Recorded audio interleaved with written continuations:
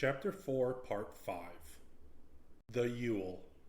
Blackstaff Manor's new Grand Hall, constructed by Sir Ronan several years prior to these events, was a splendid and well-appointed space. It was a rectangular room, 3 times as long as it was wide, and higher than it was wide. Visitors entered through a screened passage at one end of the hall. The Grand Hall boasted large bay windows along one of its long sides. At the opposite end of the hall, on a raised platform, were several chairs and a large table. Adjacent to the Grand Hall, one could find private sleeping quarters, as well as rooms housing the kitchen, buttery, and pantry that lined one side of the Grand Hall. The massive stone fireplace on one wall was adorned with Sir Ronan's coat of arms and other heraldic devices. He spared no expense in decorating the hall, including the vaulted ceiling and intricate moldings around the window frames, which took years to complete. The Grand Hall, known as the Grand Hall of Blackstaff, was intended to be the primary gathering and dining space of all residents of the manor. When visitors arrived, Sir Ronan would sit at the high table, while his servants and guests occupied lower tables placed throughout the hall. Underground tunnels connected the Grand Hall to various buildings around the manor, providing additional bedrooms, stables, and amenities. Sir Ronan had a penchant for hosting lavish feasts and celebrations, often featuring sumptuous dishes including game hunted in Blackstaff Forest.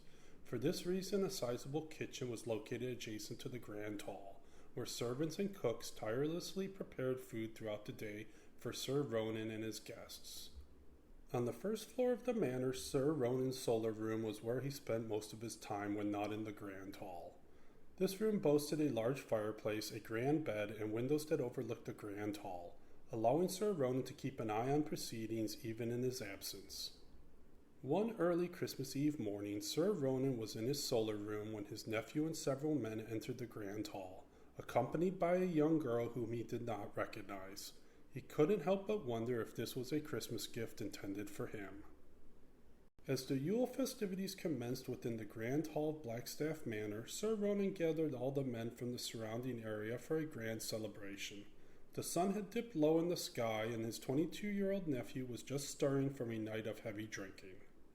Sir Ronan approached him and uttered, "Go on, lad. Claim your prize and be swift about it."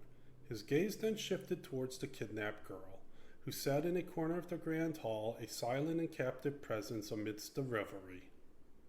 In the Grand Hall, the nephew, in a drugged state, saw about 20 of Sir Ronan's men who were mostly his immediate and extended family, including 3 brothers, cousins, nephews, and a few men who had nowhere to go for the Yule.